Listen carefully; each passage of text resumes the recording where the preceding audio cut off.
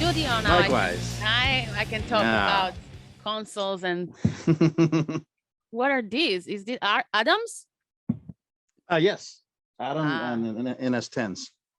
I'm jumping right into let's talk about NS10 right now. I almost brought NS10s, and then at the last moment I saw this really good bargain that I couldn't resist. Here, this guy had I always say it wrong. Warfadale. Warfadale. Warfield? Yeah. No. Oh. No. Warfadale. I say it right. Okay. I believe I do. It's like a British company, and they had a good series from the 80s. And they're known for their like specific model called Diamond. Apparently, I started to dig it only, because I saw it and I thought it's very interesting. So it's not a Diamond series, but it's someone else, something else. So I just checked, frequency response and all that. And so I really like it was $10. Like no, it was I can't remember, but it was like around up to $50. It was really, really, really cheap. So I'm still not. No, I'm still thinking about bringing more. But yeah. But right now, I'm so hype about them. So they're the first monitors I have that are not active. Like I thought, if I want to start going to there, I should, start and dig and see how it's working for me. So now when I have the amp for them and all that, I can bring whatever I want, so that's because like at some point you have to do it, right? As engineers, you have to say like, okay, I need to do the amp and passive one, and then choose whatever monitors I want, which are going to be cheaper, and I can have like millions of them. And am I wrong? No, you're right. Totally. Yeah. So I've done that, but what's funny, and I'm sorry, I'm talking. We're gonna start in a second, but the Focal, I'm an idiot. But the Focal I have, the CMS40, is so small, but they sound like they are bigger than these 80s Warfadale, which are big, like they are big. Yeah. Because I've made them in the 80s. So. But they are small, so that's just proof of how the technology, after all, do change for the best. We tend to talk about the old days, but there's something in it. Like there's something in the there's like plus and minus. We're gonna talk about it now, but before that. This is brother Kent here with me, and I'm very, very happy you could join me and talk with me a little bit. Thanks for having me. Yes, and sure, I wanted to do that so much. We talked a little bit. You've been a big help for me on a lot of stress with few projects, and I was. You were very, very kind to offer me help, and you were listening to some, few projects that I had to have few opinions, and that was like great help, and much appreciated. And most of the people probably know you for a band that's been around for a long time, and I call it for I knew your project before we talked. And I noticed, I think it, I say it right all the years, but I might be like surprised big time. So you're going to tell me, I call it Woofat. Am I saying it right? I say Wofat. Okay. Yeah. The name comes from there was a character on a 70s TV show. Okay. The show was called Hawaii Five-0, and Wofat was like the arch villain, like the super villain. He was a Chinese secret agent. And he was like the nemesis, and so that's where the name comes from. Because it does sound Chinese, Japanese. So yeah, thank you.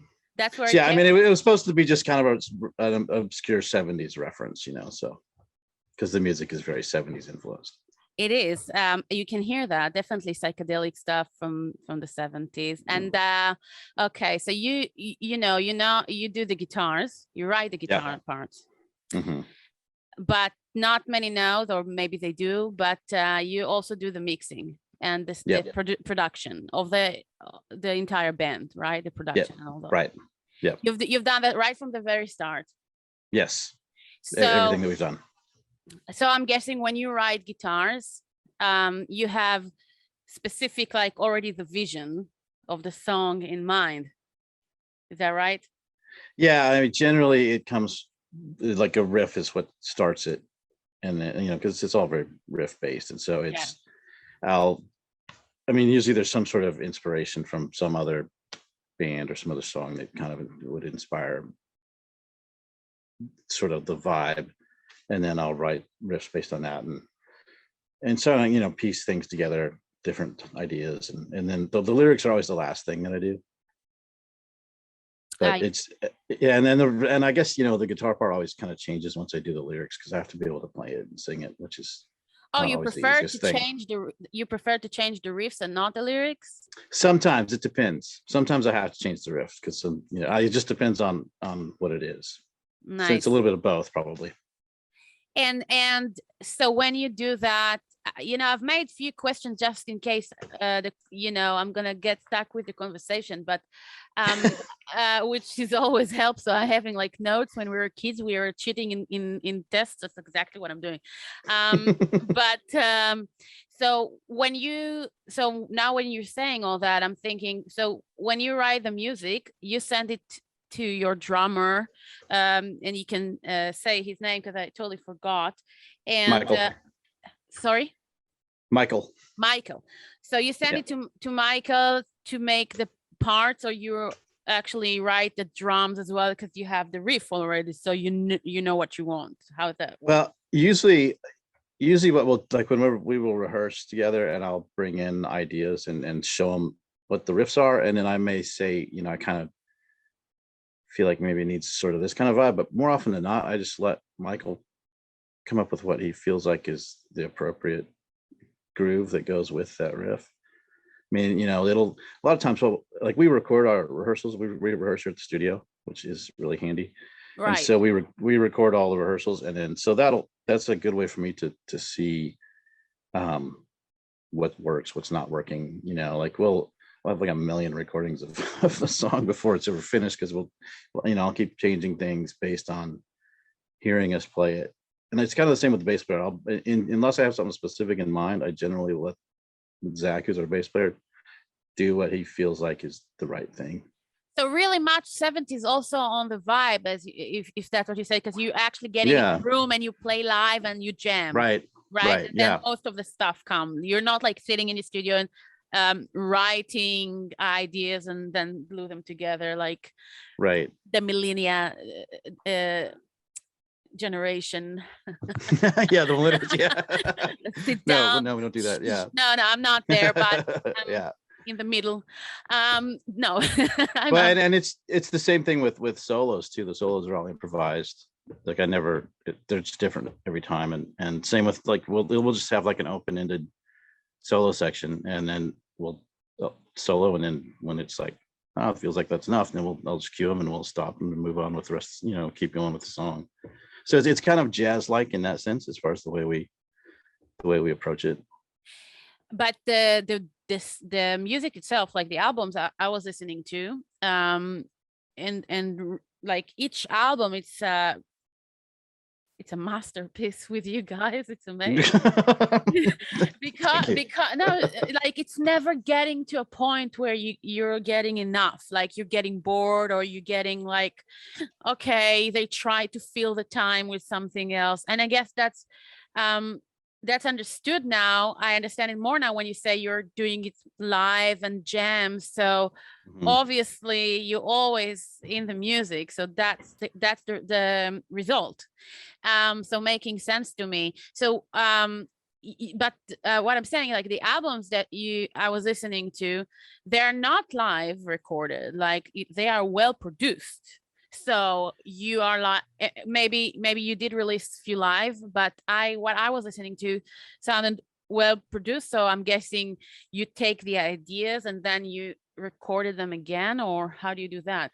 Well, for the albums, we record, all three of us play live. You did live, okay. And then I will always redo guitar parts, but usually the drums and the bass are the keeper tracks from when we play it live.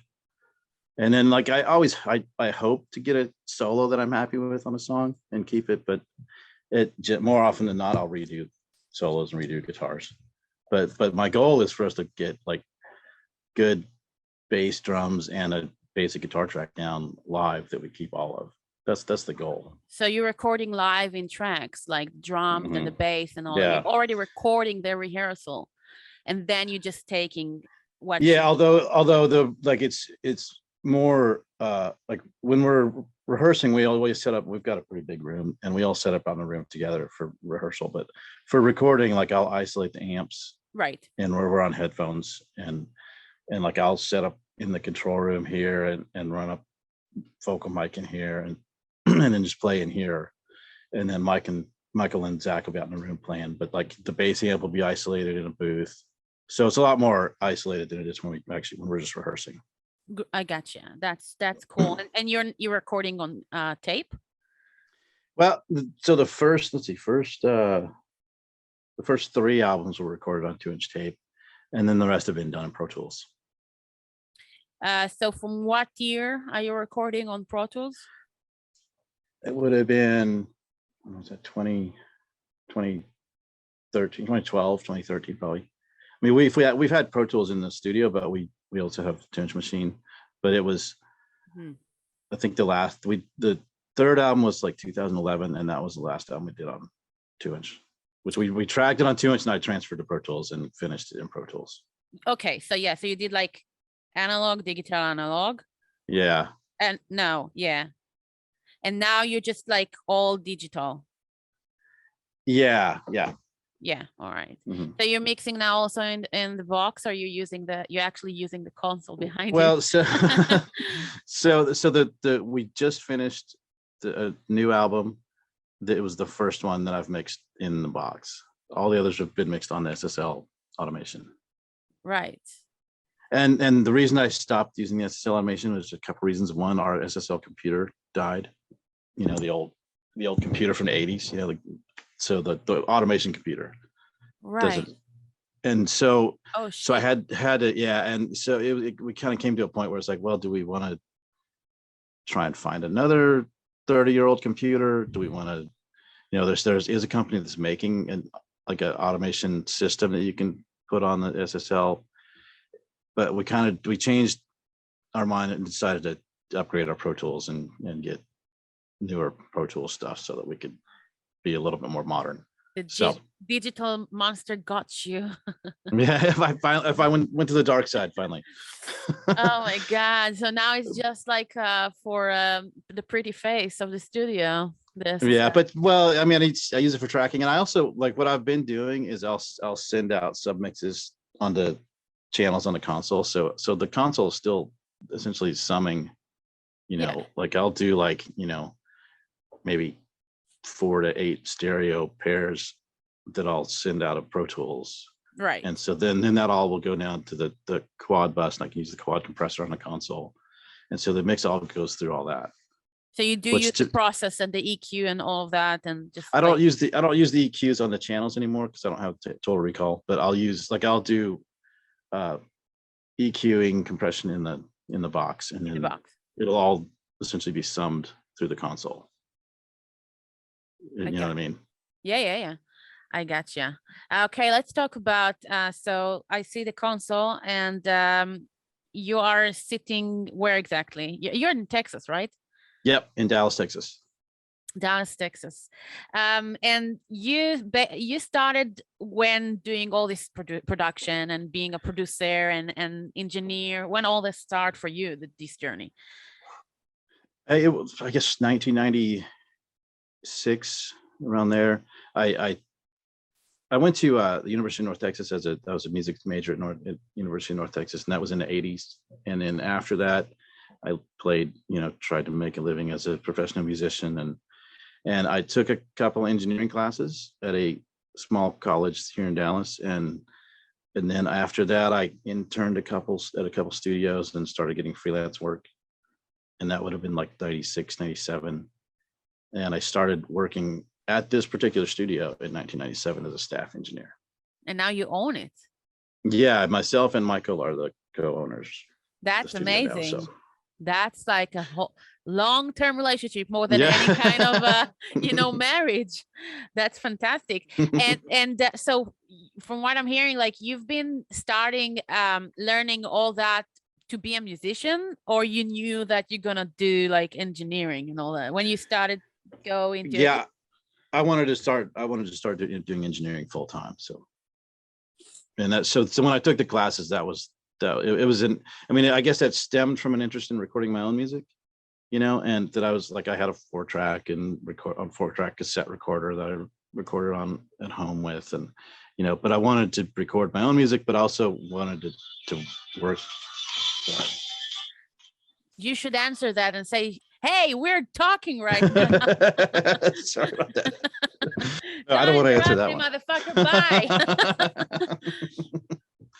But no, but I wanted to, I wanted to be able to record my own music, but I also like, it seemed like something that I would enjoy doing, making a living with. So. Yeah, because it's also probably, as a musician, I can relate to that, when it's kind of refreshing, to do something else, but then you also stay sharp all the time. So it's so fun to touch, because you sent me, Kent sent me a list on Spotify of all kind of clients. No, that was awesome. All kind of clients you've been mixed and in that studio. So you've made, I think it's brilliant, by the way, to make that kind of, how do you call it, like a playlist and on Spotify. So I was like, driving a few days listening to that. And, that was really, really great. It was fun to listen. It was was a variety of stuff there, from jazz to, stoner to country, folk, all kind of stuff.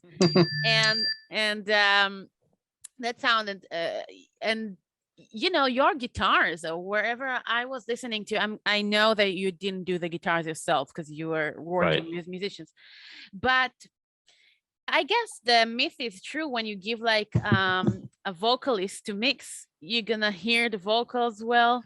I mean, like not on the expense of other things, but just like there's something that you can hear a guitar player making a mix, because the guitars always sounded so clear. I don't know, maybe Wow. Maybe that was just me knowing that you wasn't affecting me, but everything I was listening to, I could hear guitars having so much place of honor and character. Okay. So I don't know if you noticed that I don't know if I don't even know if everything I was listening to in that playlist was made by you specifically. So you can correct me if I'm wrong, but I was thinking that you did engineered everything I was listening to. Yeah, right. Yeah. Yes. Okay. So I'm gonna ask you a few questions about that. Yeah. Because but maybe before that, I think I want to ask you the sound specifically, because I kind of jumped over that, and I do want to hold there for a second. The sound specifically that you do drive inspiration from, also on Wolfat, like the sound specifically that you get inspired by. That's interesting to know. Well, it's a combination of a lot of things. I mean, obviously 70s stuff, and like Black Sabbath, and heavier 70s things, but other bands like Fu Manchu was a big influence on us early on. And also, I mean, sonically too, like big, thick, heavy guitars, and and the drums are powerful. And I mean, then like Sleep, right, all the, like, I started, if I discovered Fu Manchu like in like 1999, and that just opened up a whole new world of music for me. And the thing with that, like, because I was a jazz major in college, and that's what I wanted to do, was be a jazz musician. But going back to like junior high, I've always had this pull towards things that are bluesy and blues based. Yeah, like it's always just, whether like whatever kind of music it is, if it has some sort of basis in the blues, I always am drawn to it. Yeah. And so and like in the early 90s, me and Michael actually had a band that was more of just a 90s metal band. And what was the name? Hollow Point. All right. Yeah, there were no records or anything done, but when I discovered Fu Manchu, like I was into like heavy music also, you know, which I kind of really discovered while I was in college, you know, like Helmet and you know, like 80s hardcore punk and things like that, and like Big Black, you know, and yeah. But and so, once you know, once it gets you, like you can't run from it. Yeah.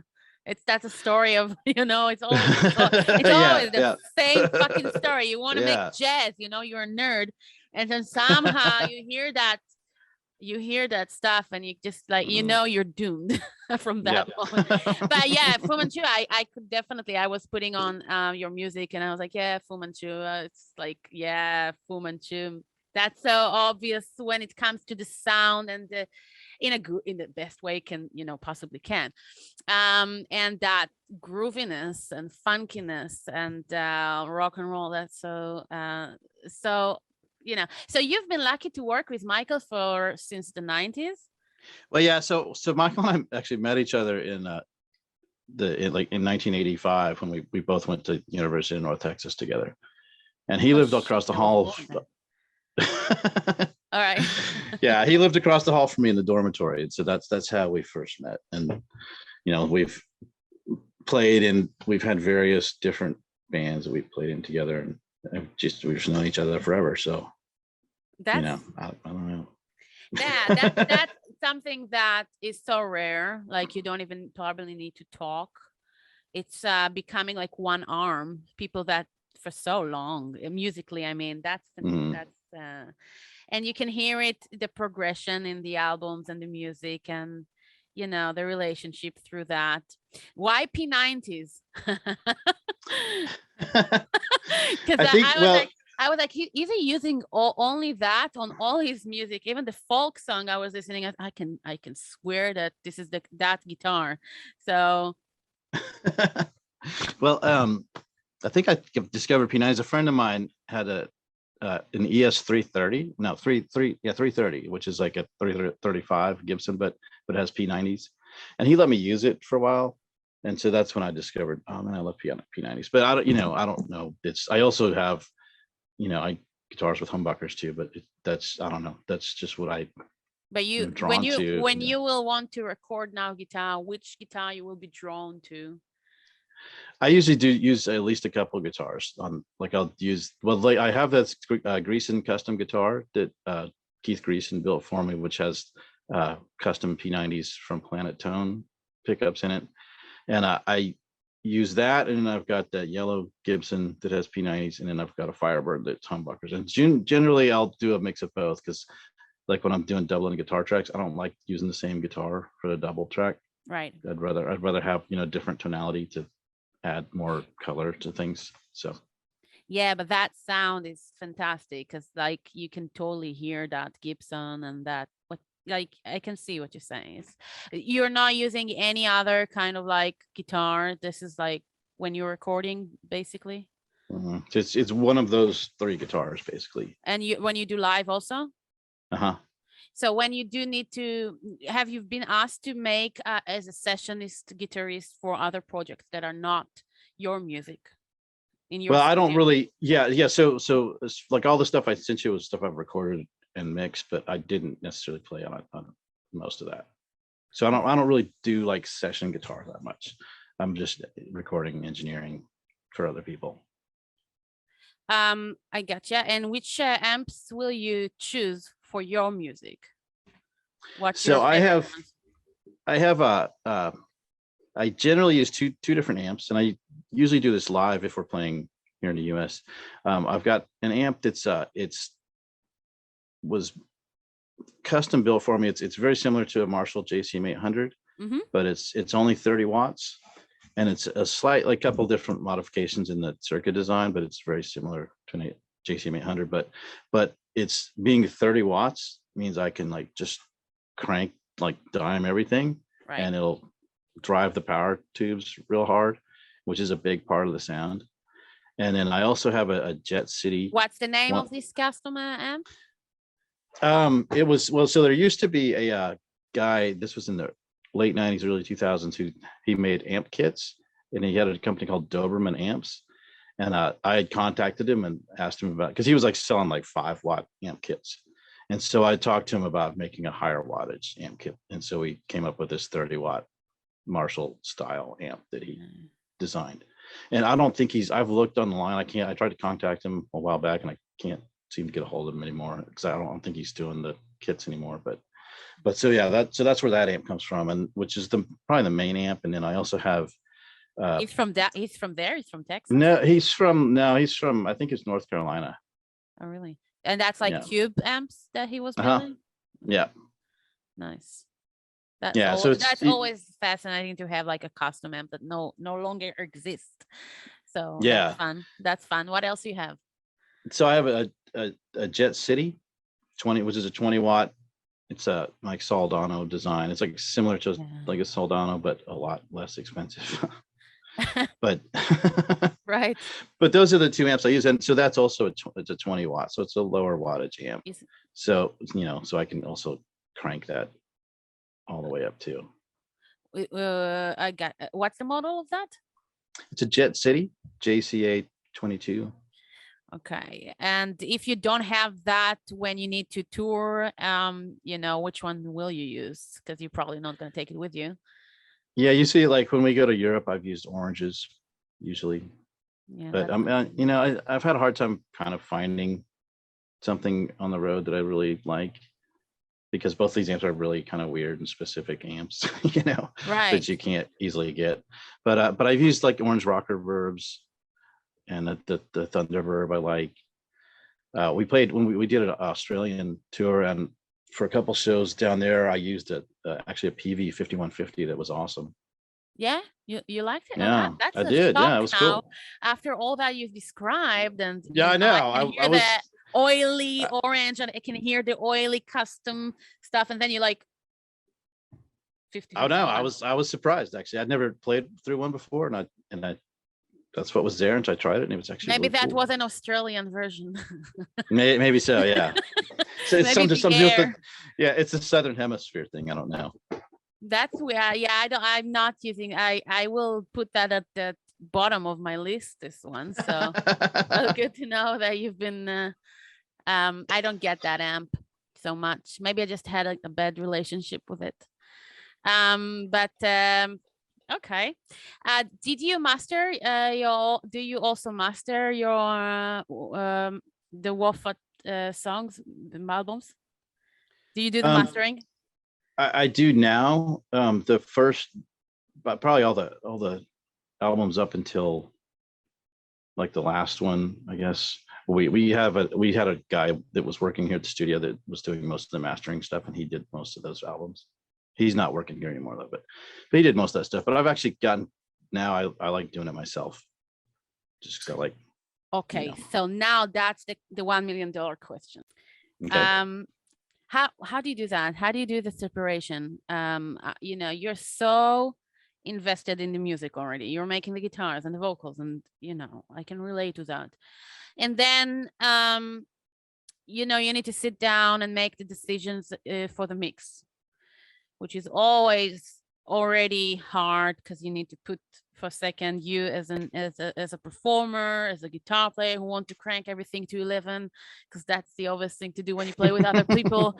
Like, shut up, I can't hear myself. Oh, maybe it's just I'm gonna take my monitor. No, I'm just gonna we always have that stupid thing. As much as professional we are, we always fall there sometimes, I think. Maybe just me. Anyway, so you already have that, and then you need to put that aside and make a decision when you do the mix. And now you need to think about loudness, and you need to think about loudness penalty, which is like, why are you punishing me? I just wanted to get it all the way to 11. Why are you punishing me?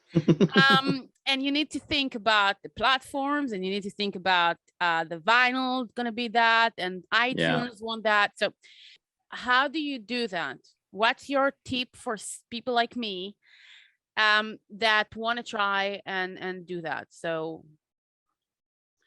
well, how can you help? well, here's one thing, like with this new album that we just finished, the fact that it was mixed, you know, using the Pro Tools automation, everything rather than the console, it, you know, this just that alone, the fact that I could do a mix, leave it for 2 weeks, and then come back and immediately recall it without having issues of, you know, trying to reset gear and take pic, because I used to, you know, use Total Recall and I'd take pictures of gear, but and then try to reset it exactly, which takes forever.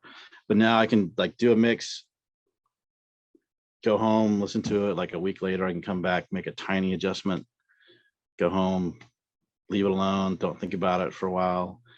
You know, that being able to do that and like completely just forget about it for a little while, you know, work on it, be real intense about it, and then just leave it. And then like a week later, I listen to it in the car for a couple of days, you know, and then just like try and be that to me, being able to step away from it and just not think about it for a while helps me stay objective about it. And it always gives me like a new perspective to come back to it like a week later. And so like being able to have that recallability with the mixes was just like a huge help for me this time around, because it's been hard before, the albums before, where I'd, you know, remix something a bunch of times and it was just a nightmare of trying to recall the previous mixes. And it, you know, it just was, that was much more of a beat down to me, and where I finally was like just like, well, it's done, I can't take any more. You know. Oh yeah. But so like I think it's just being able to have time away from it, to not think about it for a little bit and then come back to it, because you always are going to hear something differently. And like you do work when you mix as a mixing engineer, thinking about the stuff you're going to do on the next step, or you're totally not even thinking about it, like you're totally not thinking about that. Like, yeah, I'm not thinking about, like when I'm doing the mixing, I'm not thinking about what's going to happen with mastering at all, because I, you know, just from what I feel like I've experienced from doing both mixing and mastering, if the mix is really good, then it'll be easy to do the mastering for. right. And you know, and so like I don't try and like think ahead. I basically just focus on what's going to make this the most powerful mix, you know, and what's going to work the best just mix wise, you know. And then I just know it'll work out fine for mastering generally. I mean, sometimes there have been a few things, like maybe like something weird with a floor tom that is a little crazy, that it's hard to deal with in the mastering. Right. So you go back. Come back and yeah, I'll go back and redo a remix on it usually. Yeah. Or something like that. But so yeah, there are maybe things like that I should maybe think about, but it's minor things like that I, you know, yeah, is the only thing really. But like I don't, you know, when I'm mixing, I'm never using, I mean, I'll use the quad compressor on the console, but I never use any other, like I'm not putting a limiter on the master bus or anything like that to make it loud, because I'm not worried about making it loud. I'm just worried about a good mix. Worry about, you know? the image. Yeah. Right. So when you do the mastering, do you do that in the box as well? It's sort of a hybrid. I've got a Tube Tech multi-band compressor that I use, and a Millennia EQ, and so I'll send it out. You do? Okay. Out of Pro Tools, go through those. I've also got a Neve design like mastering little console, and so I'll use those for like 95% of the EQ and compression, and then I'll use a little bit of limiting coming back in. Like I've been using that Slate, what is it, the FX, whatever, the mastering limiter from Slate is what I use. Mm-hmm. Like going back into Pro Tools from the analog gear. Yeah, so you send it back as a stereo track already, like just right. Just printing it. So you do some it analog, mm-hmm. you know, and do the adjustments you need. So I'm hearing like compression and some EQ, and then you do a little bit of limiting and send it back. Limiting is basically the last step you do on the master. Limiting is the last step to get it up to the volume that it needs to be. So you can send it back. into digital. Yeah. Right. Yeah. I see. And you do that just with your projects, or you manage to do mastering for others as well? Yeah, I do mastering for whoever. It's just like the studio, whoever, people send stuff to me to be mastered. In fact, I spent like the last 2 days mastering this Creedence Clearwater Revival tribute album for Ripple Records, for a bunch of there's like 30 tracks, 30 different songs with all different bands that contributed songs. So that was like a huge 2-day mastering project. Awesome. So you will eventually, what I've noticed, for example, when I thought of doing something to analog, you gotta love the gear that you send it to, because else there's no reason to do that. You know what I mean? Right. You're just adding noise, and then bring it back to numbers again, which is like, and then I'm like, why do I do that? So I don't know. I found out that the less I'm taking it out, I'm actually making better, or else I had something amazing here. So I'm guessing that this gear specifically that you're sending to is giving you what you're looking for. Like that's something you can't find in there, right? I feel like, that's why. I mean, will you record it with that as well? Like, because it's doing that, will you use it also for capture the sound, like when you're recording it? Because the whole point is not losing the information when it's getting out in, right? Not losing the information when it's getting out, which is not getting out so much nowadays. But when we do get it into stereo, so will you, what's like, if you use them, I would understand why you will use it as a recording, and if not, what is this in your studio that you say like, I want my music to get in that way in, Well, yeah, so I use for tracking, I've got some a bunch of outboard mic pre's. I've got a couple Neves. I've got Wonder Audio mic pre. I've got APIs,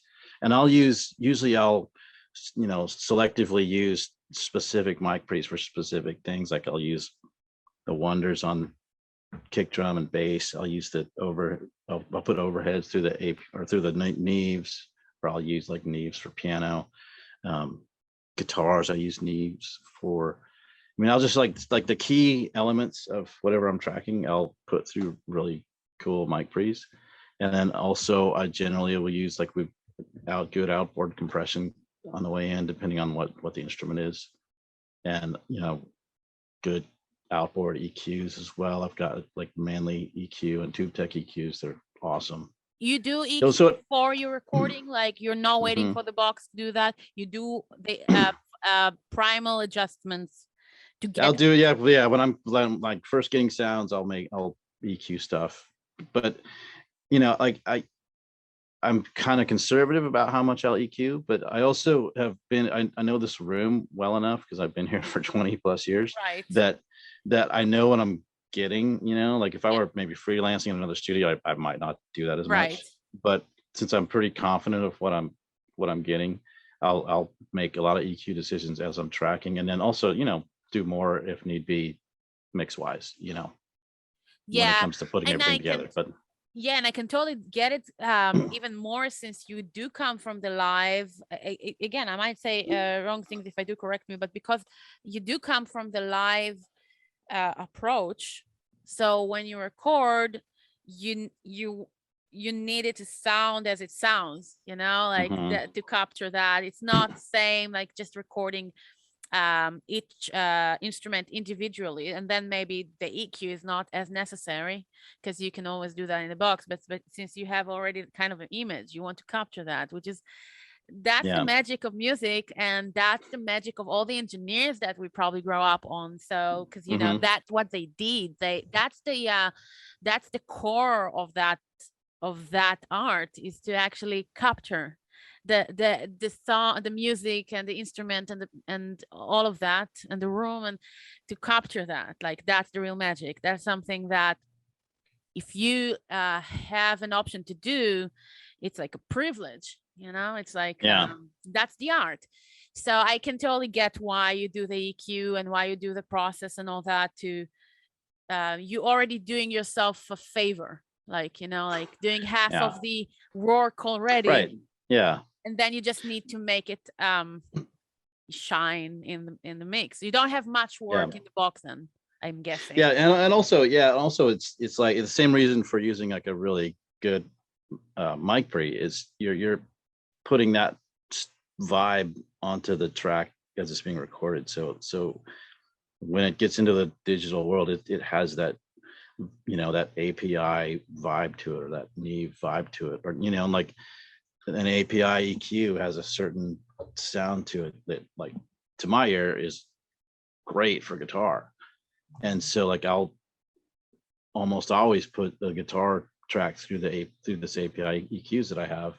And, you know, I may not do much EQ wise, maybe just really minor little things, but it's partly to impart that vibe to the track as much as it is, you know, specific frequency kinds of things. You know, it's kind of just like the idea of getting, you know, transformers in the signal chain, like with a good, you know, Neve mic pre or something like that. The iron adds a vibe to the sound and a weight to the sound, you know. Yeah, I don't know if you know what I mean, but yeah, I do. And you know, I'm still like hearing you talk about the pre's and all that, which is like, we all know the API and all that, which are great. And I'm thinking still of Pro Tools, and I'm thinking about my new Antelope Orion that you also use. Yep. Which you helped me a lot because you sent me to Monica from the tech support, and I was driving her insane, and she was like driving me insane, and that was not fun. But eventually I just had to replace my Mac and replace my Pro Tools and replace everything, because that's how it works. Like I had to move from 2010 to 2021. Like I had to do that. I don't want it to sound like a complaint, because it's not. I'm really happy.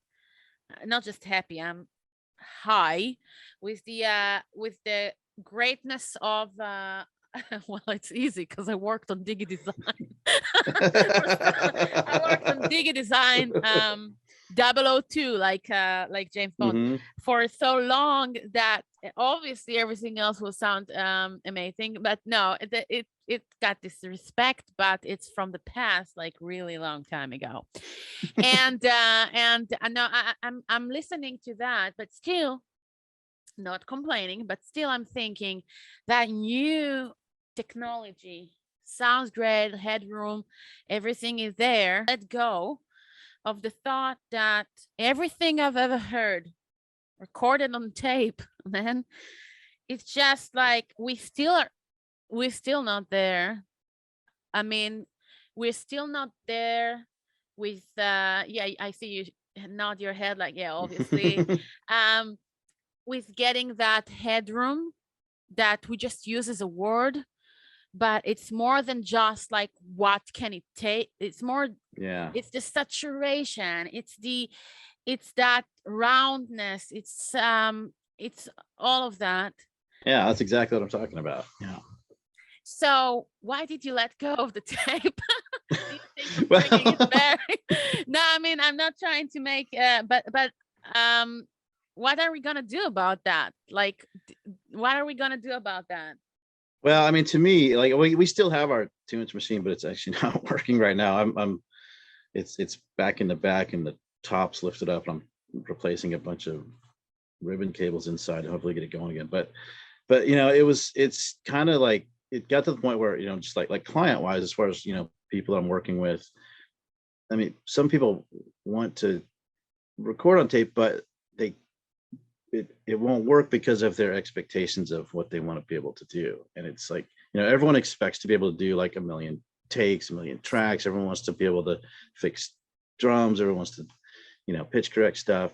You know, you can't easily do that on tape. You know, it's hard to punch in. I mean, you can punch in vocals and guitar is pretty easy, but like when it comes to punching drums on tape, it's tough, and you're living on the edge doing that. But anyway, so it got to the point where just the demand for it wasn't really there versus what clients' expectations and what their needs were, and so it just no, it's a business wise decision, totally. I mean, totally, it's a studio decision. Also as an artist that is not a live band, that know he can go in the studio and just like, you know, nail it and go home, which right. Which we need to understand.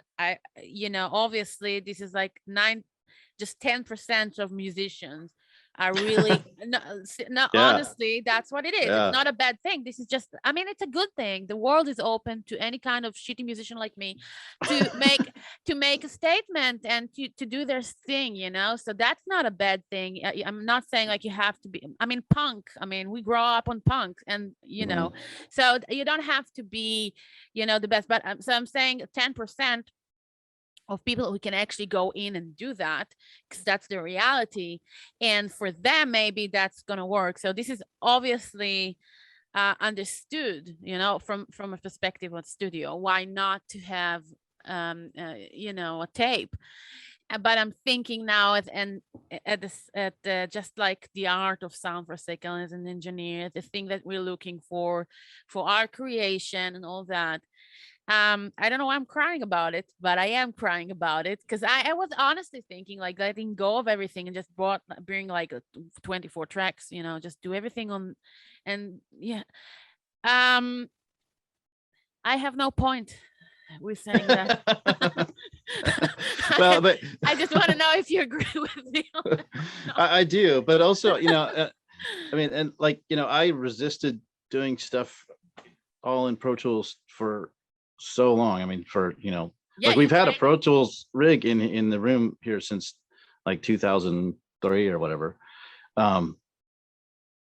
But it's, you know, I just have always insisted on mixing analog, but, you know, finally, you know, when I had no choice but to do it the other way, I've realized now that we've gotten new stuff, because I was using, you know, 2008 Mac up until a year and a half ago, and I couldn't upgrade it anymore. I couldn't get new plugins, you know, so it was just like, it was like a tape machine essentially, where I could just use Pro Tools on it as a multi-track, and I could edit with it, but I couldn't use it really to mix because I couldn't get plugins except for old plugins that sound horrible.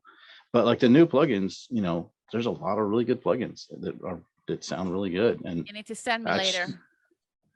I mean, yeah, and you know what? Like the Orion, I don't know if you've gotten any of those plugins on the Orion. There's some pretty good ones, like some pretty cool compressor plugins. Yeah, I played just a little bit more with the amps there, and I was like, oh, that's nice. And yeah, I haven't tried the amps yet, but I tried them first playing, you know, around with the mics and and all that. It's funny you have a picture of my and all that, but I didn't use their compressors yet. I've been working on Waves plugins for so long now. I'm actually kind of put them aside and looking for you know, but yeah, other stuff. And yeah, you know, they do have like really nice effects going on their plugins and stuff like that. I try to just started to dig into that. Which like plugins which one you like the most, like you use most? I used to I mean, I still don't have a ton of plugins, but I use the Waves stuff a lot, you know, because yeah, because it's pretty good. What else do I do? I'm using a ton of the plugins on the Orion, really, like for mixing. You know, I'll use the there's a few different compressors on there. They've got a distressor plugin, you know, like a distressor compressor, and DBX 160 and some other stuff. They've got a Pultec style EQ that sounds really good. Okay. They've got like a Neve style EQ. What else do I use? But I probably use, like, for a lot of the key stuff, I'll use the Orion plugins, really. I want to do something fun. Since I realized that you are kind of the king of compressors, and that's your new nickname for me, because I thought I'm good, but whew. You really do get the best out of each instrument when I'm listening to your mix. I can hear the work of compressors in the most artistic way, and I think that's a great cool. level. Thank you. Yeah, you welcome, and that is something that fascinates me. So I'm going to ask you of different instruments and how you're going to compress them. So I'm going to see if you're going to handle my questions and you're going to handle this challenge. Yeah. Okay. I hope you have coffee. Oh dear. How will you compress a kick drum? So I use two things. Like when I'm tracking, I use I actually have this old, it's a you don't see this compressor very often. It's a JBL 7110. Here, I'll show it to you. Please. Hang on. Let me see if I can. I can't tell if I can see it or not. Oh no, wait, I'm above it, right? No. There. Yeah, I do see that. Yes. So I'll use that on kick drum, like when I'm tracking, and I do sorry, just hit the mic. And so I'll do a slow attack with a pretty fast release, so that the front part of the transient goes through, and then it'll compress it down after that. Yeah. So yeah, I'll do that tracking. Like I said, so slow attack, fast release, so that the transient of the kick drum will go past, then the attack will happen. So it'll keep the initial attack in unaffected essentially, and it'll like compress the signal after that. It'll just tighten up the kick drum sound really well. And the SSL compressors are great for drums for doing that too. Right. Like I'll use, like for mixing, I'll put the SSL compressor on the kick drum and the snare drum. Just the but I don't use the fast attack on the SSL. Just leave it the normal attack speed, which just it's either fast or not fast on the SSL. So and then just do the really fast release, so that it hits it and then gets back off. I gotcha. Like I'll do that. I've got one of the SSL plugins I'll use for mixing for that. For kick drum and snare drum. Okay. And I'll do it'll be the kind of the same approach for like mastering for the multi-band compressor. Like for the low band, I'll usually have it maybe around 150 hertz, somewhere around there. Sometimes a little bit higher, sometimes a little bit lower, but I'll go with the same sort of slow attack, fast release approach. And maybe only looking for 3 to 5 dB of compression, not much more than that. All right. And how will you do that? Anything else about compressors with the kick? Nah. That's about it. All right. How will you compress the drum? Let's go the drum kit, like the drum kit bus. So I won't compress the overall drum kit at all. I mean, I'll do, like, a lot of times with snare drum mixing, like I never compress snare going when I'm recording. I never ever do that. But I'll compress it in the mix, because I've had like when I was first starting to do this, I just got myself into trouble by compressing the snare too much early, like tracking, and then you can't go back. You're just screwed. And so at that point I learned, I just, for whatever reason, the snare drum is the one thing that I will just leave it for later, because I don't want to mess it up. But so in the mixing, I'll do and so like when I was doing mixing on the console, what I would do, I'll use the SSL compressor on the snare track, and then I'll also send out, I'll mult the signal out to another channel on the console. And I used to use the DBX 160 compressor, and I'd put that on the other. It's, basically you have the two snare tracks, like it's the same track, but one's just passed into another channel on the console. Put that other one through the DBX 160, and then squash it really hard. Like I'll put it like really massive compression on it. So you're just getting like this really sharp attack on the snare, and then just mix that back in with the other track. And and I do the same thing in Pro Tools now. It's just like that's parallel compression, basically. It's the same thing. Yeah. But I just used to do it old school way before, but you do that with both of the bottom snare and the upper snare when you do that, or just like one of them, just the up? I always mix the top and bottom snare tracks to one track when I record. Oh yeah, you do. I just make a decision right then of how I want the mix of the two to be, and just go with it.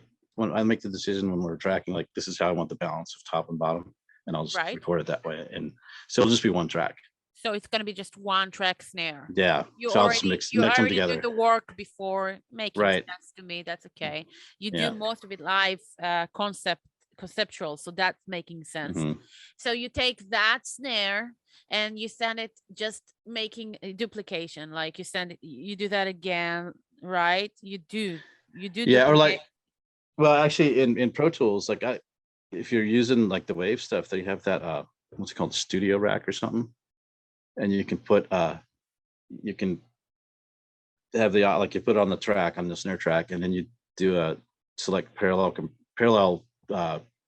channel or whatever, and so it'll essentially like parallel that signal in the plugin, and you can have two different sets of plugins on the same signal, and it mixes them together, and you can like mix the balance of the two together. Oh. And so you can put like a SSL on one side of the signal, and then put the some really hard compression on the other side, and then mix the really hard compressor in a little bit, so you get like this really let's say sharp attack. Even without that plugin or studio, whatever, you could just duplicate it and compress the hell out of the second one, right? And you get that exactly. Exactly. Yeah. Okay. No EQ though. You just do the compressor. No, I'll probably use EQ a little bit. Usually it's like, I don't know. It depends on the snare drum. Whatever seems to work. You do that because you're looking for that punchiness, like that. That's or just partly, yeah. Like a lot of times I'll maybe put 180 to 200 hertz or something, a little bit in there to give you that like thump in the chest kind of part of the snare drum. A lot of times I'll brighten it up a little bit. It just kind of depends on what the snare drum sounds like, and how it's sitting in the mix. You don't want to get it too bright, and it just. Yeah, it totally depends on the song and the character. Yeah, obviously. Fun. So you do the kick, and you do and you do the snare this way, and the drum kit, you say you're not even compressing at all. Yeah. I mean, what I do, multi-bend? Usually I'll do like a similar parallel thing with the overheads a lot of times, especially if it's a rock song. I'll do the overheads and parallel them with another like really like 1176 all in kind of compression. It's like really fast tech, really fast release with like 1176 with a button, with all in button, and mix that in with the uncompressed overheads, and it just helps kind of fill out the cymbal decay, so you can like get like a really good present decay, like the cymbals last longer, but you just got to be careful you don't mix it too much in, because then it sounds obviously compressed. Yeah, you need to balance them somehow. So you're not a big fan, from what I'm hearing, is just to take the overheads and make them like you like to have that. Like I want like completely version. Natural. Yeah. And then you do that.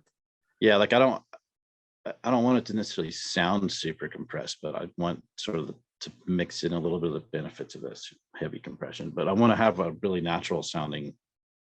Like I want the overs to sound like real, like you're standing in front of the drums. Yeah. You want them to sound like overheads. You want like a real kind of a realistic. So why image of the drum kit? You can't compress. You will use any kind of saturation on your drum? Usually not. Mm-mm. That's why. I mean, I guess you could. I just never do. But you don't do any saturation because you're already getting that from the compressors. You get that. Yeah, probably. Yeah. and the pre's and all that gear that you're getting. You don't need that compared to me. Right. Do all digital. My saturations are saving my ass. Because without that, it's gonna sound completely, like modern pop, Lady Gaga stuff. As cold as the ice. So yeah.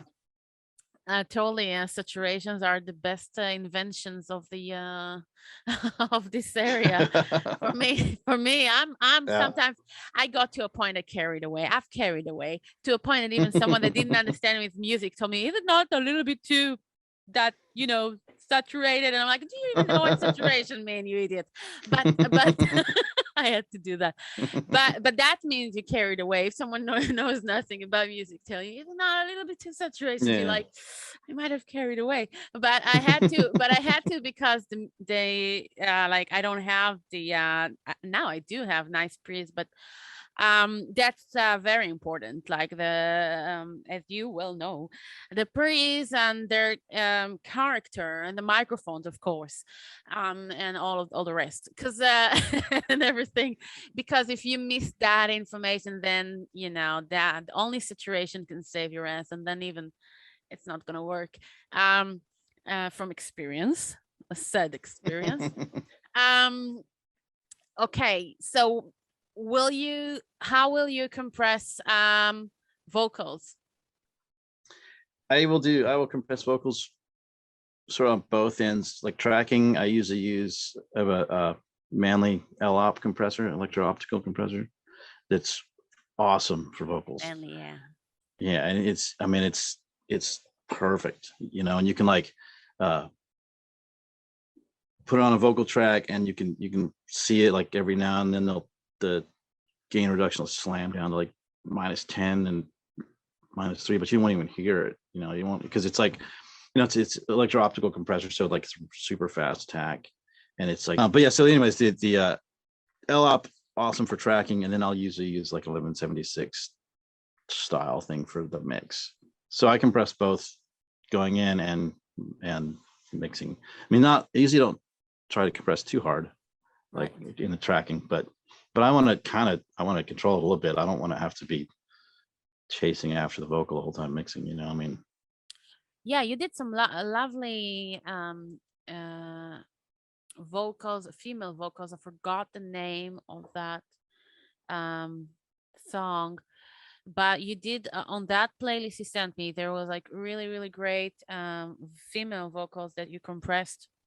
And I was wondering if you did compress before, and not just using, and you did. I always do, yeah. All right, we're gonna get without fail. Yeah, because we're gonna get to microphones, but so you will always compress in advance, like no matter if you don't even know the production, and important for you to do that before it's getting. To me it is, yeah.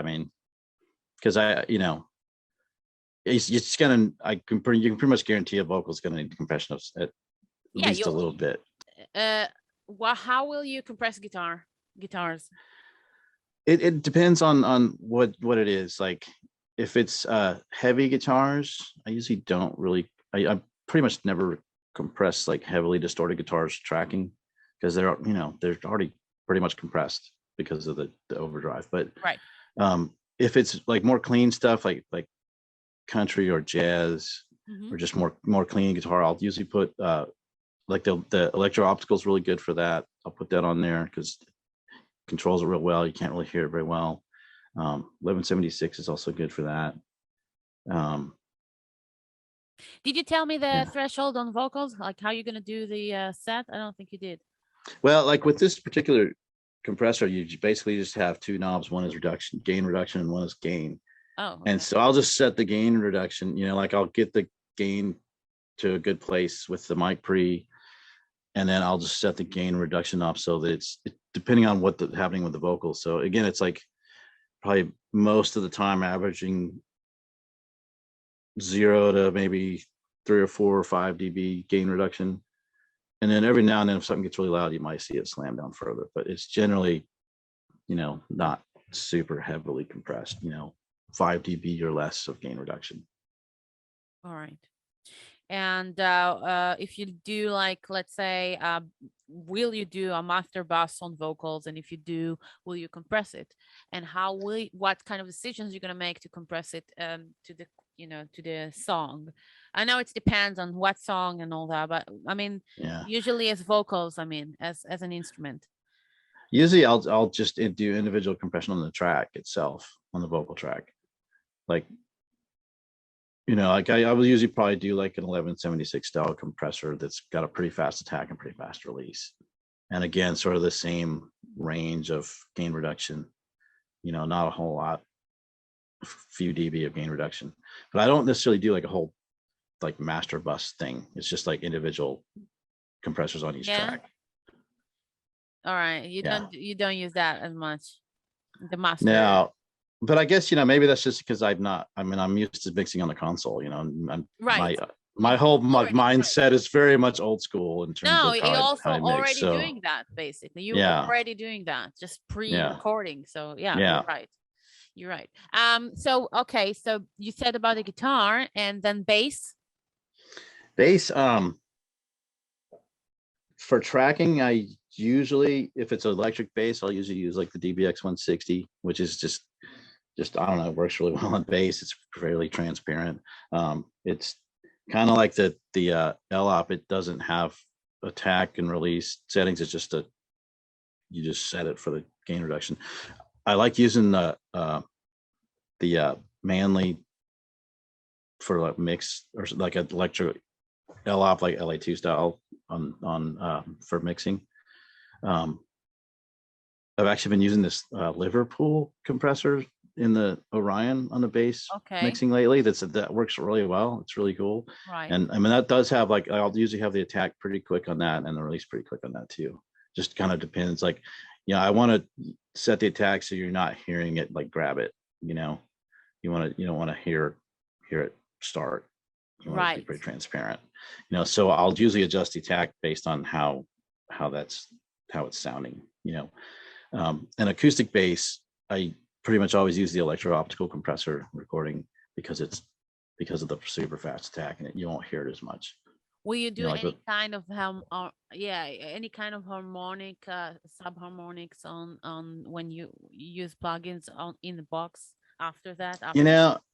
I never do. No. And again, it may be just because I'm used to mixing old school and just using EQ, and I will EQ the bass. What I used to do when I was mixing through the consoles, I do the electro-optical compressor followed by the tube tech. EQ is like Pultec style EQ, and you can get a big fat. Yeah, and you get a big fat one that way. Explained everything. Okay, we can move on. Now you explain it all, because once you got the Pultec with the bass. Yeah, but but the other thing that I would do though is I'd put, after the Pultec, I'd put a 1073 on there just to use the EQ, and then add like, and again, this depends on the bass itself, but there's on the 1073, 360 is 360 hertz is one of the frequencies. So put it on 360 and add in a little bit of that.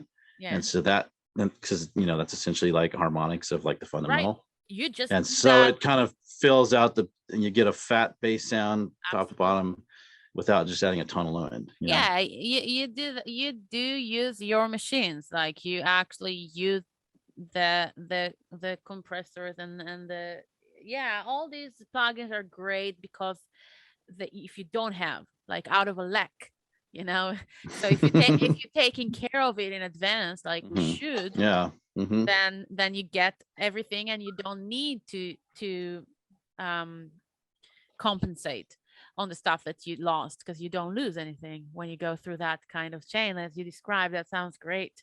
I could hear the bass, like as you talked, I could hear I could hear it. So you like took me through that journey. And will you do any kind of parallel compression with the kick, with the bass drum? Will you do any kind of tricks like that? I used to do that when I was mixing on the console. I used to do that a lot, and for whatever reason, I just haven't done that in Pro Tools because I don't know. I just haven't felt the need to do that because I'm getting what I want. But also when I record drums, I also record a sub track, meaning like I have my homemade sub that I built that I put in front of the kick drum, which is just a speaker that I mounted on a mic stand. And then connected. Yeah. And so I, connected an XLR cable to it. So I track that too. And so that, it gives us just a massive low end that I mix in with the mic that's inside the kick drum. Right. And that kind of, I don't know. What microphone will you use for the snare? 57 on the top. And then I've got old school. Old school. And a Sennheiser 441 that I use in the bottom. Nice. 441's great because it's hypercardioid, so you don't get much kick drum and, works really well. Pretty much always. No, like fancy ribbons and all that. Well, I use ribbons for the overheads. Right. I've got AEA R84s that I use for overheads that are just awesome. And I've used Royers for overheads. They're pretty good too, but I don't like them as much as the AEAs because they kind of give you that sort of 2 to 3K bump. Which AEA you said?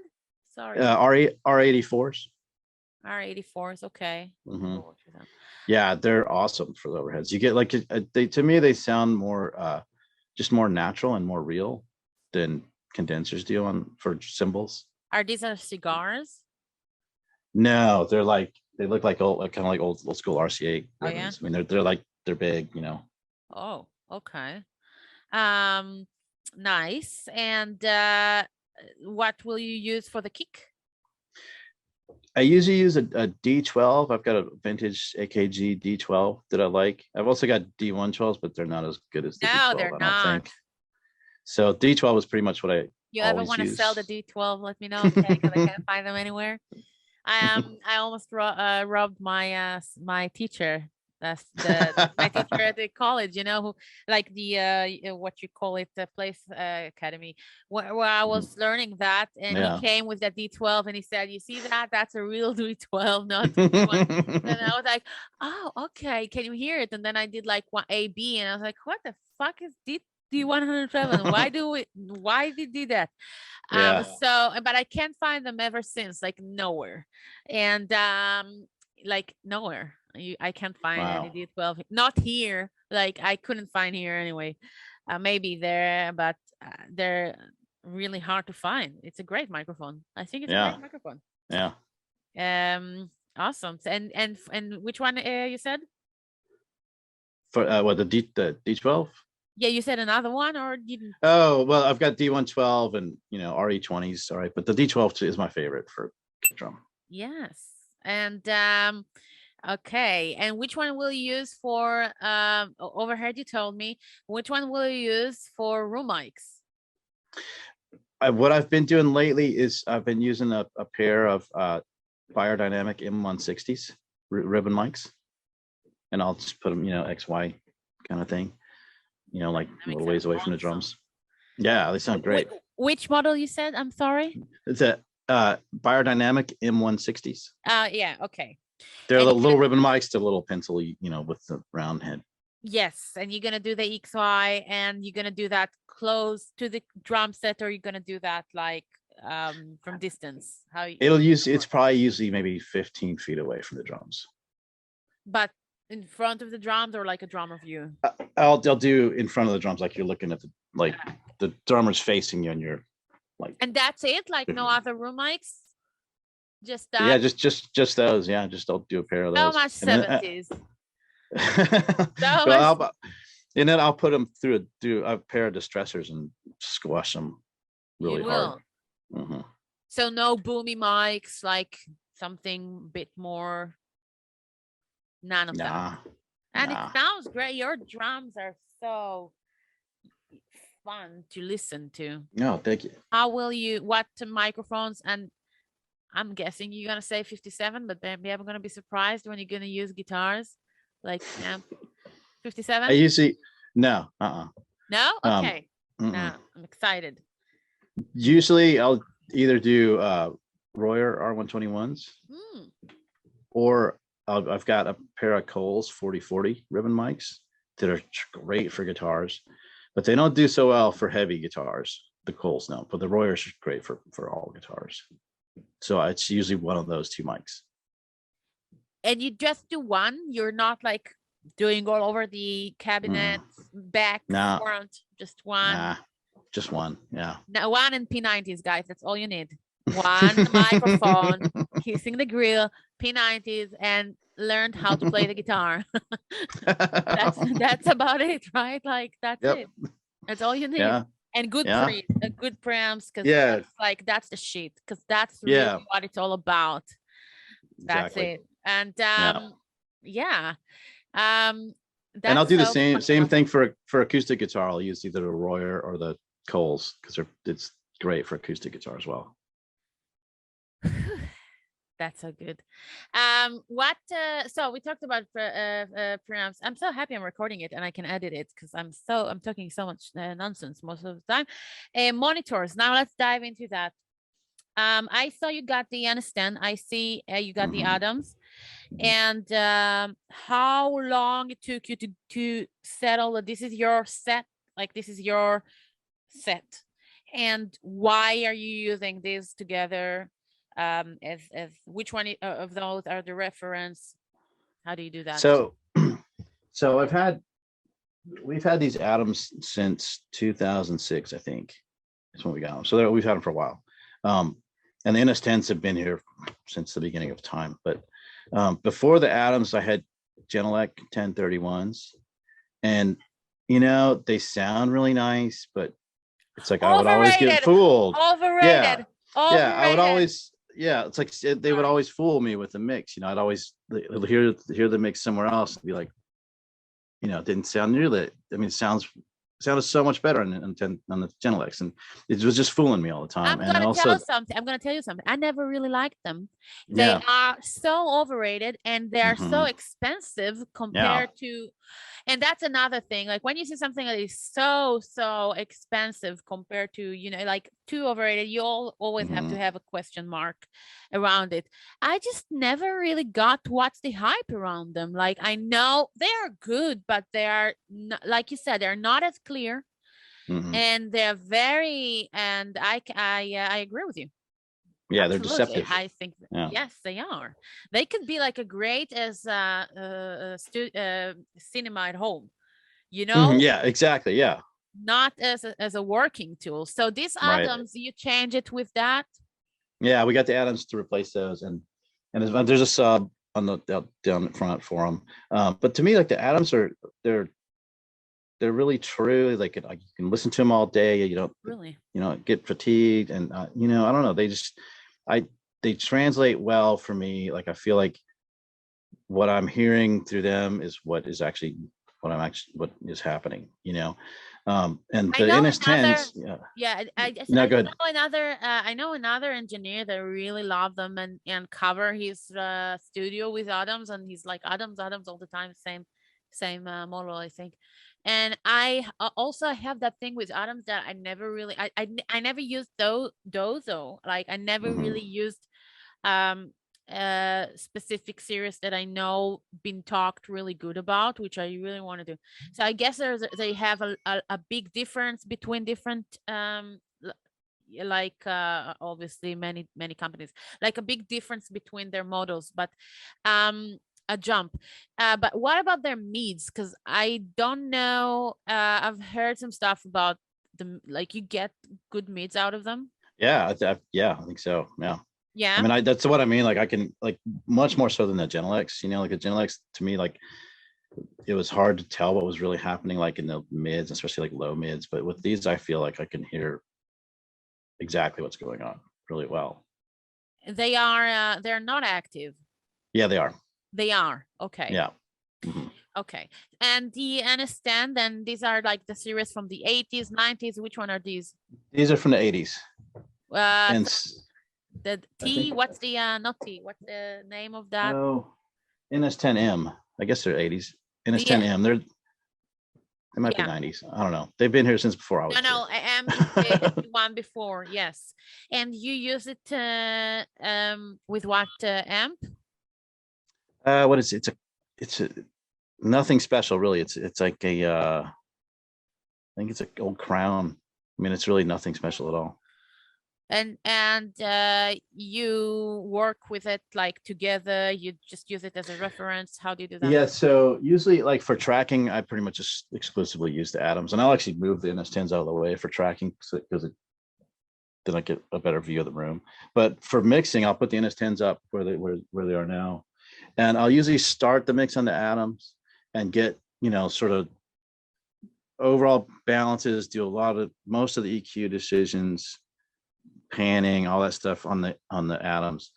And then when I'm getting to the point where I'm going to start automating or like really critical balancing things, I'll put it on NS10s and stick with the NS10s for most of the rest of the time, really. And I'll usually listen really quiet on the NS10s, and like for writing automation and doing balances, you know. And a lot of times I'll also put it in mono, like I'll listen in mono on an NS10s, you know, and do like passes through doing automation and listening where the vocal sits, and, you know, kick drum and snare drum and all that. And you know, the one thing that is really cool about the NS10s, and this may sound strange, but it like helps me to figure out how the bass is sitting too, because it's, if you can hear the bass in a really good place in the NS10s, you can have a pretty good idea of that it's right, you know. Whereas like on the atoms, you know, sometimes it just the low end just can seem really huge, and you think, yeah, that's rocking. Yeah, but it may just be but it's a better test to me to check the NS10s. It's another same thing with like how's the vocal sitting in the mix. I can feel more confident listening on the NS10s, like that I've got it right. You know, if I know that it feels right on NS10s, then I feel better about I'm where not it is. really using the mono. And you said that you do. Like, what do you do? Like, why would you like do the mono? What are you looking for when you do that with the understand? Like, when will you use it?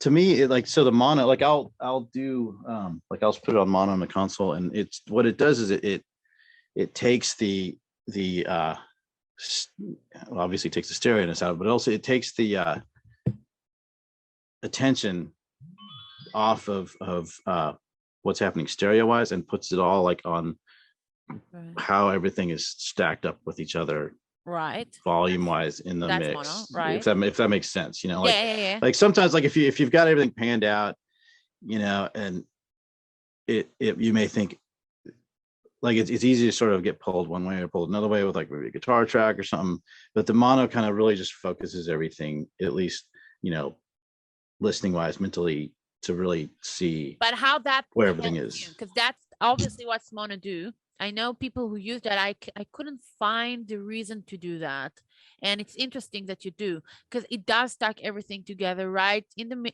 right together. So what is it that you're looking for that's going to help you understand? Because if you listen to that when it's stereo and wide and it sounds good, and it's not. So yeah, so sometimes like especially, let's say, trying to get the vocal in the right place, make sure it's loud enough.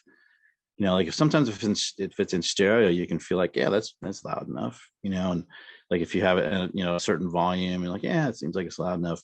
But if you put it in mono and then like listen really quiet, sometimes it'll like it'll be more obvious, like, oh wow, the vocal's not loud enough at all, or, you know, the drums are not loud enough, even though when I maybe have it cranked up on the atoms, it seems like they're fine. But it's just, I don't know, it's a different perspective, I guess, that, you know, just it's something that I've gotten used to. I'm asking you that because you are coming. I'm not just asking it for no reason. You are coming from the old days. I know that they not a panic, but you do in the old school in the best way possibly can say, and they do teach that at schools, like, you know, to do that and to listen, and exactly how you described it. And then every time I try to explain it to my student. I have this girl that I'm teaching production, and we just now got into stereo and mono, and you know, these kind of questions that came up, and I was trying to do myself again to understand exactly. And and she asked me some really good question, like, and I suddenly didn't even know why I was doing that when I was learning that, because I'm not using that now. So it's interesting to hear for someone who actually do that, because you said something about the volumes, right? So the volume is not as, but again, if it's in stereo and it does sound strong, obviously when you're going to put in mono, things will be different because you're changing, so it's like the stuff that that's interesting to me that you do, because it's that's how they teach you that. I was learning that too, to do that, but I never managed to put my head around that. Like, I never really managed to understand why, because if something sounds good in stereo, which we invented stereo, so we're gonna have space, we're gonna have space to do that. We don't need that anymore. So what's the point, so okay, yeah, it doesn't sound good in mono, but it does sound in stereo, so I guess I'm gonna stick with the stereo. That's how I'm getting it. And I had the teacher who was like, no, you gotta do that. You're gonna listen in mono, and then you're gonna make a decision. And I'm like, and I'm still not getting it. Like 20 years later, I'm still not getting why to do that.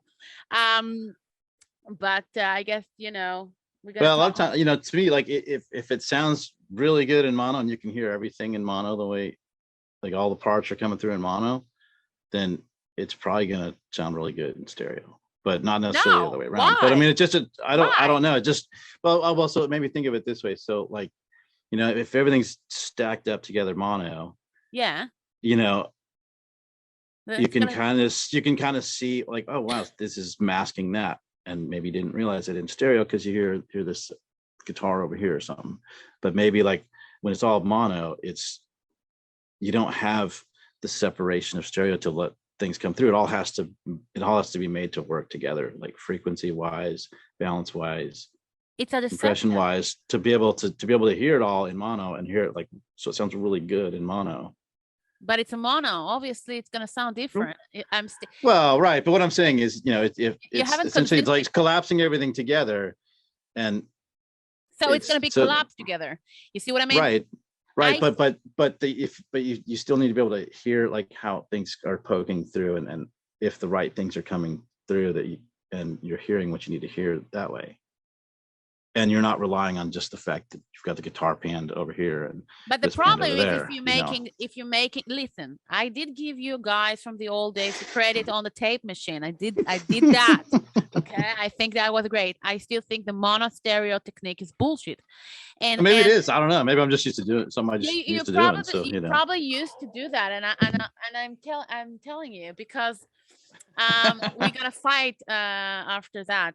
But I never really understood that, and I still don't. Even when you say that, I mean, I get what you're saying, but making decisions on mono, when it's mono and it's stuck together, and then eventually you're gonna put that on stereo, or even sometimes surround, then it's never a good idea from my opinion. That's why I never been able to take that information I've been studying in school, and I'm trying to get it to my student. I'm like, I can't do that because I disagree, because I think, like, there's no way that whatever sounds as mono is good for mono, and whatever sounds in stereo is good for stereo.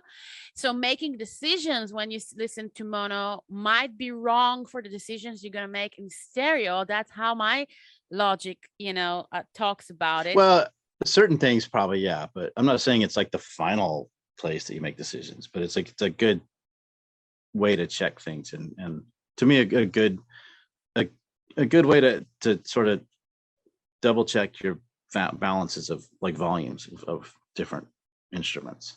But yeah, I get what you're saying. But I totally won this debate. This specific okay. I totally won it. And people who listen to that will know, because if it's working for you, though, we're gonna keep talking about that later. But so when you're recording drums, you're gonna do that audience view or drummer view? I do audience view because I'm not a drummer, so okay, it just didn't make sense to me to pan it like a drummer, because like, to me, like, I think about, like, with a recording, you think about, they approach it like I'm, like, sitting in front of the band a lot of times. I want to hear, it's like, I don't want to make the recording seem like you're in the band. I want to seem like you're like watching the band. Totally a different approach from the metal guys, like the modern metal guys. Yeah, awesome. Really awesome. And you didn't say about the vocals though, like the microphone. Oh, microphone. Yeah. Ideally I prefer a tube mic of some sort for the vocals. I've got a couple U47 clones that I use, and I also have a Microtech D.F.L UM92 tube mic that's awesome, and it's usually one of those 3 mics that I use for vocals. Those are the go-tos first. Gotcha. And a few last things, and then I'm going to release you, and and I'm going to sleep and think about how I won the debate with the mono and stereo. You will see that after that. We're gonna talk about that later, and you're gonna tell me, you know what, I was so wrong with the mono and stereo all these years. No, but what's important is eventually, everyone is working the way they work and they get to the results, and I think that they want, and that's like, and I think it's like you find what works for you, and yeah, it's not the same for everybody. So absolutely, and it definitely depends on where you stand in the room and how you know your gear and all that. Mm-hmm. But I see you're still wrong with the mono and stereo. Sorry. I'm just yeah. So I'm just quitting engineering and moving to comedy because I realized that was like totally unnatural for me. Was there any mix that you heard lately that you were like blown away by the work? Well, one album that it's not, I guess it's not that new, it's a couple of years old. And you mentioned the metal guys, and a lot of times, like for more like straight ahead metal stuff, I'm not really a fan of the way they mix it, but that the latest Exhorder album, which I think is actually like 2 or 3 years old now, the Exhorder, okay. EXHORDER, they're like Louisiana guys, I think the mix is great on that album. Okay. For a metal album, and then it's much more of a metal thing than stonery, but it's a really good mix on that record that I like a lot. What else do I like? Who did the work? I looked it up, and I can't remember now. I remember looking it up, see who it was, but these days it's like it's hard to find. I mean, I'm old school. I like records where you have the liner notes. You can actually look at and see who did stuff, but I don't have that on vinyl or anything. I just had to look online, but I can't remember what his name was. Send me later to listen. I will. Yeah, I will. To first of all, and I really am always like getting inspired by talking with you, even before we did that, and everything you wrote me was so on point. And listening to your work on the studio, and then listening to your band, which I knew again way before, but now listening more into the work, and I had so much fun working toward this podcast, because I did my homework, and I was listening to the music and really amazing guitar works and music that is so fun. It's so hard to find today, people who just like play and make the music and do the guitar. And tell me like 2-3 guitar heroes of yours. Well, Tommy Bolin is he's a huge influence on me. I don't know if you know Tommy Bolin, but he died, and he was a 70s guy, played with Deep Purple after Richie Blackmore left, and but he played on, like, he had some of his solo stuff, and he's just was a great guitar player. Died too young, unfortunately. And then Tony Iommi, of course, is a big influence. So before I'm letting you go, I want you to stay a little bit, because I saw you already came out with some news about Wolfat tours. And so like I said, we just finished the new album, which like I just did the mastering on it like 2 weeks ago or something like that, and the artwork's all done. The problem is, at this point, it's like an 8-month turnaround for vinyl, so we're looking at not releasing it until probably the spring of 2022. It's kind of up to the label as to when that comes out, but we are planning a European tour for next summer, like August, I think, 2022. So that's the big thing, and we'll start doing some US shows in the spring as well. So that's right now we're not really, I mean, we're rehearsing again, which we didn't do for a long time, but the plan is, start hitting things again in the spring. So yes, you coinciding with the new album. Coinciding with the new album, yeah. New album released when? I don't know the exact date, but it'll be probably April or May of 2022. So you used the last couple of years to do that when we had this shit global weird. Yeah, exactly. Yeah, and a lot of it was kind of in the works before that, but we finished it up over the last year or so. So. Okay, and now, you're going to start and go back on stage. I think I don't know how the situation now within the United States is. You can go on stages now. What's up? There's bands playing tours, but there's also bands canceling tours because of COVID. So it's hit and miss. But we're gonna wait a little bit and see what happens. But yeah. Well, awesome. And your name of the studio you're sitting in again? Crystal Clear Sound.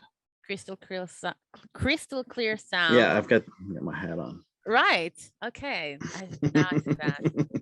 Awesome. So if I'm in Dallas, Texas, I'm gonna come and visit you there, and hope we can hear some more productions coming from you guys. And anything else going on with other projects of yours that worth mentioning before? Well, I just finished mixing an album for this band Cities of Mars. They're from Sweden, and it's a really cool album. So I'm not sure when that's coming out, but that was a lot of fun to do. Just finish that up. What else? I mean, that's a wide variety of things coming in. There's a punk band next week coming in, and then more of a stonery band, and then some jazz stuff coming up after that. So it's always a wide variety of stuff that I work on, which is fun. The jazz stuff that you have in that playlist really reminded me actually the Norwegian ECM. Oh yeah. Mm-hmm. Really had that vibe, and I really like the sound you came up with there, really good. And all right, so I'm gonna close it and say thank you, Kent, again. It was really, it was a pleasure. It was really nice, and fun.